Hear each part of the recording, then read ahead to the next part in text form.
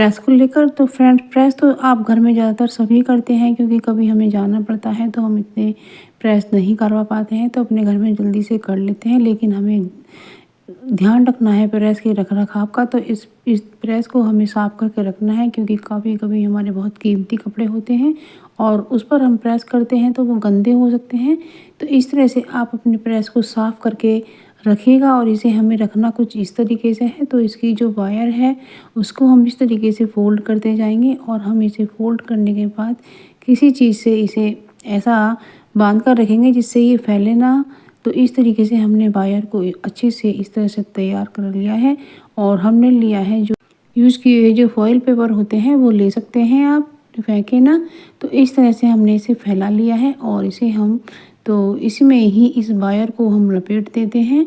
तो कितनी अच्छी तरीके से वायर इसमें लिपट जाती है, तो देख सकते हैं। तो हमने यूज किया हुआ फॉइल पेपर फेंका नहीं है। तो देखो कि इस तरीके से हमारा काम हो गया है, और इस तरह से हमने प्रेस को बिल्कुल अच्छे से रख लिया है। अब हमारी वायर भी गंदी नहीं होगी। तो हमें लेना है जो बेकार हमारे कैप हैं जिन्हें कोई पहनता नहीं है, बेकार पड़े रहते हैं, तो हम इसका रीयूज़ ले सकते हैं। तो सबसे पहले तो हमें इसे उल्टा कर लेते हैं कि उल्टी तरफ से ज़्यादा साफ़ रहता है, और उसके अंदर हम इस प्रेस को रख देते हैं। इस प्रेस पर इसको कवर की तरह चढ़ा देते हैं, तो इससे हमारी प्रेस बिल्कुल भी गंदी नहीं होगी और साफ़ सुथरी रहेगी। तो इस तरीके से हम अपने बेकार कैप का भी यूज़ कर सकते हैं, और हम अपनी प्रेस को भी सुरक्षित रख सकते हैं। तो फ्रेंड्स, है ना कितनी यूज़फुल सी ट्रिक है, आपको बहुत पसंद आएगी। आप अपनी प्रेस को इस तरह से रखिएगा, जब आप प्रेस करें तो इस तरह से निकालें। जब प्रेस ठंडी हो जाए तो इस तरीके से आप अपने प्रेस को रख सकते हैं, और इससे आपके घर में भी मैनेज करने में आसानी हो जाएगी। तो अब अगली ट्रिक का ठंडे हो जाते हैं तो इस तरीके से हमारे हाथ फिर फटने लगते हैं, तो हमें ये काफ़ी दिक्कतों का सामना करना पड़ता है। तो इसके लिए हमें बथुए को पहले ठंडा करना है पानी डालने के बाद, और इस तरीके से जब ये ठंडा हो जाए तब हमें उबालना है। तो इससे हमारे हाथ ठंडे गर्म बिल्कुल नहीं होंगे, तो वो ठंडे ही रहेंगे। तो इस तरीके से हमारे हाथ फटने से बच जाएंगे। तो फ्रेंड्स, ये जो टिप है आप इसे ज़रूर से फॉलो कीजिएगा। ये बहुत ही अच्छी टिप है। यदि आपको पसंद आई हो तो आप इसे शेयर भी कीजिएगा। तो इस तरह से बथुए को हमें अच्छी तरह से निचोड़ निचोड़ कर लेना है, क्योंकि इसके अंदर पानी रह जाता है तो हमें पराठा बनाने में दिक्कत आती है। तो अब फ्रेंड्स, ये जो पानी है इसको हमें बिल्कुल भी नहीं फेंकना है। तो इसको क्या करना है, जो हमारे बाल होते हैं, हमारे सिर में एलर्जी हो जाती है या खुजली हो जाती है, तो वो बिल्कुल साफ़ हो जाती है। ये जो रूसी होती है वो बिल्कुल साफ़ हो जाती है। तो इस पानी से आप अपने बाल धोइएगा। तो फ्रेंड, बथुए और आलू के हमें पराठे बनाने हैं, और यदि आप खाली बथुए का बनाना चाहें तो आप छोटे छोटे 2 पराठे बेल करके भी चिपका कर बना सकते हैं। तो इस तरीके से मैंने आलू मैश करके बनाया है, और इसके अंदर नमक मिर्च ऐड किया है, और मिर्च आपको पसंद है तो, नहीं तो हल्की डालिएगा।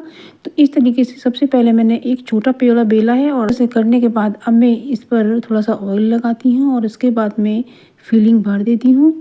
तो इस तरह से चम्मच से फैला फैला के हमें इसमें फिलिंग को लगाना है, और इसके बाद ऊपर से दूसरा जो पराठा है इस तरह से चिपकाना है, और बस इसको मैं सूखा आटा लगा लेती हूँ। तो सूखा आटा लगाने के बाद थोड़ा हाथ से टैप करेंगे, और फिर धीरे धीरे बेलन से बेलेंगे। और हमने तवे को गरम किया है और इस पर पराठा डाल के बचाया है, और अब इस पर हम ऑयल लगा रहे हैं। ये हमें गर्म होता है और ये बहुत ही अच्छा होता है, ये पेट भी साफ़ करता है। बथुआ ज़रूर से खाना चाहिए, ये बथुआ बहुत ही टेस्टी होता है, और जब इसका रायता बना लिया जाए तो फिर और भी अच्छा हो। फ्रेंड्स, आती है अब ठंडी का मौसम है और बहुत ही अच्छे अच्छे अमरूद आ रहे हैं। लेकिन क्या होता है, अमरूद ठंडे होते हैं, तो हम इसे कैसे खाएं, और ये कब्ज हटाने के लिए बहुत ही रामबाण इलाज होता है।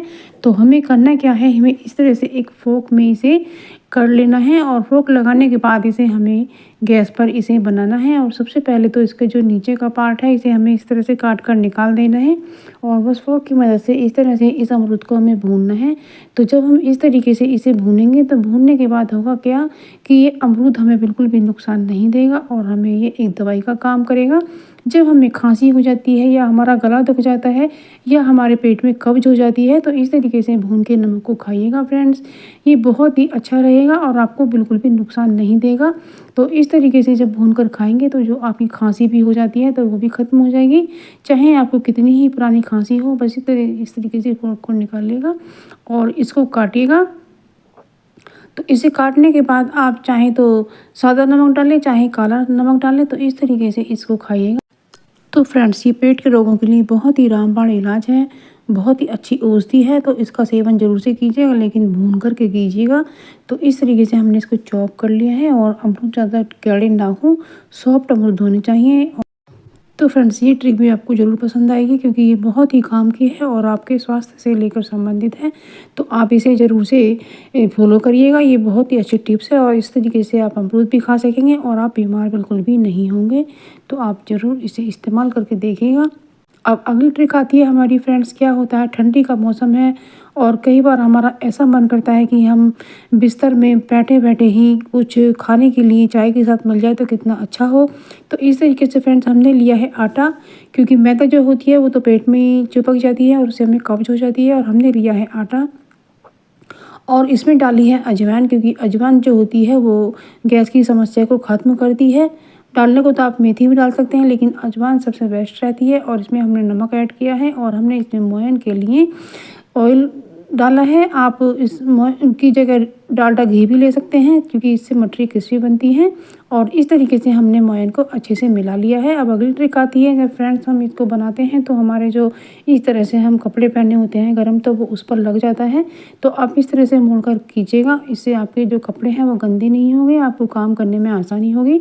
तो इस तरीके से हमने मोयन को मिलाया है और मोयन का हमारा जो हिस्सा होता है, जितना भी हम आटा लेते हैं उससे चौथाई के करीब हमें लेना पड़ता है मोयन। तो उसी हिसाब से डालना चाहिए। जैसे हमने 1 किलो आटा लिया है तो उसमें हमें 200 ग्राम या 250 ग्राम ही हमें डालना होगा।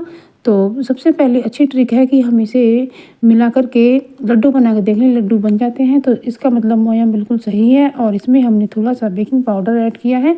बेकिंग पाउडर से मठरी सॉफ्ट हो जाती है और बहुत ही क्रिस्पी बनती है। और थोड़ा थोड़ा सा पानी डाल करके हम इसे गूँथ लेते हैं। और हमने गुनगुने पानी का इस्तेमाल किया है, क्योंकि ठंडी का मौसम है, तो इसलिए हमें गुनगुने पानी से मांडेंगे तो अच्छा आटा मंडेगा। और इसे हमें टाइट ही गूँथना है, जैसा कि आप वीडियो में देख पा रहे हैं। मठरी का आटा टाइट बनाया जाता है। तो बस इस तरीके से हमने चकले को साफ़ कर लिया है और इस तरीके से हम आटे को बेलनाकार करके लोई को काट लेते हैं। तो इससे हमारा काम जल्दी हो जाता है। तो ये भी बहुत यूज़फुल सी ट्रिक है। इस तरीके से लोई बनाने में हमें ज़्यादा टाइम नहीं खर्च होता है। बस तो इस तरह से हम अपना काम जल्दी से निपटा सकते हैं। तो मैं अकेले ही मठरियाँ बनाकर तैयार कर लेती हूँ। तो हमने सभी लोइयों को बनाकर तैयार कर लिया है और हम इन्हें हल्का हल्का सा ही बिल्कुल बेलन लगाएंगे, क्योंकि इन्हें हमें ज़्यादा पतला नहीं करना है। हमें इन्हें थोड़ा मोटा ही रखना है, क्योंकि ये मोटी होती हैं तो ये क्रिस्पी और फोकी बनती हैं। और यदि जो हम इन्हें ज़्यादा पतला कर देते हैं तो ये बिल्कुल कड़ी बनती हैं, यानी खीकड़ी जैसी हो जाती हैं और काटने में बहुत दिक्कत आती है। तो इस तरीके से हमने चाकू से ही छेद कर दिए हैं। तो इस तरह से देख पा रहे हैं हमने कैसी मठरियाँ बनाई हैं। अब ये दूसरा तरीका है, हमने बड़ी लोई लेकर इतने बड़ा बना करके इस तरह से हम चाकू से कट कर देते हैं। और आप मनचाही शेप में काट सकते हैं, लेकिन हमने ये बड़े बड़े चॉप किए हैं, जिससे चौखुंटी और हमारी जल्दी से मठरी बनकर तैयार हो जाए। और इनमें हम चाकू से छेद कर देते हैं ताकि ये क्रिस्पी बने। तो बस इस तरीके से हम इन मठरियों को भी बहुत जल्दी तैयार कर लिया है। तो इस तरीके से फ्रेंड्स हम अपनी मठरियों को जल्दी जल्दी बना पाते हैं। और बस कढ़ाई में ऑयल गरम करके हम इन्हें तल रहे हैं। हमने ये मस्टर्ड ऑयल लिया है।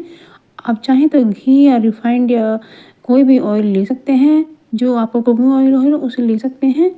तो बस इस तरीके से हम इन्हें निचोड़ निचोड़ कर क्रिस्पी करके बना लेते हैं। इन्हें इसकी गैस हमें लो टू मीडियम ही रखनी है, फुल बिल्कुल भी नहीं करनी है। तो इस तरीके से ये मठरी बन करके हमारे तैयार है। बहुत ही क्रिस्पी और फोकी मठरी बनी है। तो इस तरीके से अब हम दूसरी वाली मठरी भी इसमें डाल देते हैं। तो इसका ऑयल हमें ज़्यादा गर्म नहीं करना है। आप देख सकते हैं कि किस तरह का थोड़ा थोड़ा झाग निकल रहा है। बस इसी तरीके की मठरियों के लिए हमें तेल गरम करना है और इसमें हमें ज़्यादा सी मठरी डालनी है, जो बड़े बड़े अच्छे से क्रिस्पी सीख जाती हैं। और गैस का फ्लेम हमें तेज़ बिल्कुल भी नहीं करना है। आप देख सकते हैं कितनी क्रिस्पी मठरी बनकर तैयार हुई हैं।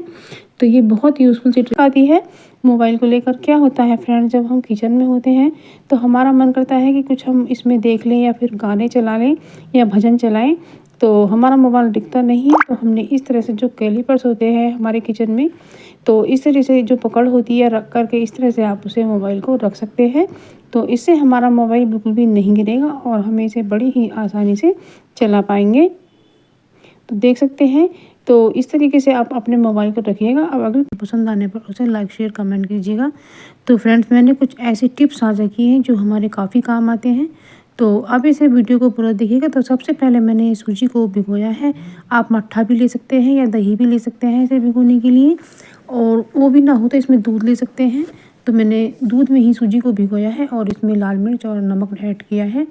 तो अब मैं शिमला मिर्च ले रही हूँ। तो मैंने शिमला मिर्च को चॉप किया है। और हमें एक बात ध्यान रखनी है, तो जो शिमला मिर्च के बीज होते हैं उन्हें हमें बिल्कुल भी यूज़ नहीं करना है, क्योंकि ये पेट में गैस बना सकते हैं और आपका पेट ख़राब कर सकते हैं। इसलिए इन बीजों को हमें सबसे अलग निकाल देना है, और जो अगर लगे हुए रह जाएं तो उन्हें भी हमें झाड़ कर निकाल देना है। तो इस तरीके से बस हम इन्हें चॉप कर लेते हैं। हमें इन्हें बारीक बारीक ही चॉप करना है। तो बस इस तरीके से आप करके जल्दी जल्दी से इस तरह से काट सकती हैं। याद रहे आपको चाकू जो लेना है वो धारी वाला ही लेना है, उसी से जल्दी जल्दी इस तरह से चॉप होता है। मैंने स्लिप पर किया है, आप चाहें तो चॉपिंग बोर्ड या खाना बनाने वाला जो चकला होता है वो भी ले सकते हैं। इसे चॉप होता है, मैंने स्लिप पर किया है, आप चाहें तो चॉपिंग बोर्ड या खाना बनाने वाला जो चकला होता है वो भी ले सकते हैं। तो मैंने अब प्याज को चॉप किया है। तो पीछे से काट कर हमें बीच से काट लेना है, इसे जल्दी से कट जाता है और छिलका भी मोटा सा जल्दी से उतर आता है। बस इसके बाद हमें इस प्याज को इस तरह से चॉप करने के बाद बस इसे हमें इस तरीके से काट लेना है। तो ये काफ़ी जल्दी से कट जाता है। जब आपको जल्दी करना होता है, जब सुबह का समय होता है, उस समय बहुत कम टाइम होता है हमारे पास, तो इस तरीके से जल्दी जल्दी ये इस तरह से चॉप किया जा सकता है। और हमने ये सूजी के अंदर शिमला मिर्च और कटी हुई प्याज को ऐड किया है। और कपड़ों को लेकर क्या होता है, ऐसी कड़ाके की ठंड में हम कपड़े धोना ज़्यादा पसंद नहीं करते हैं। तो जब हम थोड़ी बहुत देर के लिए बच्चे पहन जाते हैं तो उन्हें इस तरह से ही साफ़ करके रख सकते हैं। तो इससे मैंने डाला है बेकिंग सोडा, और जब ब्रश की सहायता से मैंने इसे साफ़ कर दिया है, और ख़राब टूथब्रश की सहायता से ही हो जाता है। तो इस तरीके से तय बनाकर रख सकते हैं, तो ये दोबारा भी काम में लाया जा सकता है। ट्रिक आती है साग को लेकर। क्या होता है फ्रेंड, जब ये मेथी जो छोटा साग होता है इसे साफ़ करने के बाद जब हम काटते हैं तो काफ़ी समय हमारा खर्च हो जाता है, और जब हमें कहीं जल्दी जाना होता है तब तो हम इसको काटते ही नहीं है, उठाकर ही रख देते हैं। तो हम एक चार्जर की मदद से कैसे साग को काटेंगे, तो आप इसे ज़रूर से देखिएगा। तो सबसे पहले तो हमने अडेप्टर से केबल को अलग कर लिया है, और केबल को अलग करने के बाद आप देखेंगे कि हमने मेथी में इसको इस तरह से डाला है, और इसमें हमने एक रबर बैंड पतला वाला लगाया है। तो लगा रहे हैं, इस तरह का ले लेना है आपको, या आपके पास इस तरह का नहीं है तो आप मोटा वाला रबर बैंड भी ले सकते हैं। और इस तरह से लगाने के बाद, इस तरह से करने के बाद आप इसे टाइट कर सकते हैं। जितने आप चाहें उतने टाइट कर सकते हैं, या खोलना चाहें तो खोल भी सकते हैं। तो बस इस तरीके से अब जो हमारा हाथ है वो इसे पकड़ने के लिए बंधा नहीं रहेगा। तो इसे आप आराम से कर सकते हैं। इसे हमने कसकर पकड़ लिया है, तो जो हमारे हाथ में चोट लग जाती है तो वो भी नहीं लगेगी। तो इस तरीके से हमें धारी वाला चाकू लेना है, क्योंकि बिना धारी के चाकू से नहीं कटा है। और इस तरह से सबसे पहले तो हमें इसकी जड़ों को निकाल लेना है, और उसके बाद हमें थोड़ा थोड़ा सा देख लेना है, कुछ है तो नहीं। और उसके बाद बस हमें कट करते जाना है, और ये जो केबल है इसे थोड़ा ऊपर कर लेना है। तो इस तरीके से हम हाथ से कर पाएंगे। और फ्रेंड, इससे हमें एक फ़ायदा होगा, जो हमारे यहाँ पर चोट लग जाती है वो भी नहीं लगेगी। क्या होता है, कभी कभी हम कितना भी अच्छे करने वाले हों तो हमारे यहाँ कट लग जाता है, तो उससे भी बचा जा सकता है। और बहुत ही तेज़ी के साथ आप साग को कट कर सकते हैं, जैसा कि आप वीडियो में देख पा रहे हैं। और इस तरह से ये बारीक बारीक छोटा छोटा साग बड़े ही आसानी से कटता जा रहा है। और इस तरह से आप काफ़ी सारा साग मिनटों में काट सकते हैं। तो आप देख सकते हैं कि मैंने ये साग कितनी जल्दी से काट लिया है, तो इसलिए आपके समय की बचत होने वाली है और आपका काम भी मिनटों में हो जाएगा। तो फ्रेंड्स, यदि आपको ये वीडियो पसंद आई हो तो आप इसे अपने फैमिली फ्रेंड में ज़रूर से शेयर कीजिएगा, और ये वीडियो पसंद आने पर लाइक शेयर कमेंट ज़रूर से कीजिएगा। और यदि चैनल पर नए हैं तो मेरे चैनल को सब्सक्राइब जरूर से कीजिएगा, ताकि आगे आने वाली हर वीडियोस का अपडेट्स आपके मोबाइल पर पहुंच सके। तो फ्रेंड्स, मिलते हैं एक नई वीडियो में, तब तक के लिए थैंक यू फॉर वॉचिंग। आप मेरी वीडियो देखते रहिएगा। तो फ्रेंड्स, मैं फिर हाजिर होती हूँ कुछ टिप्स एंड ट्रिक्स के साथ में।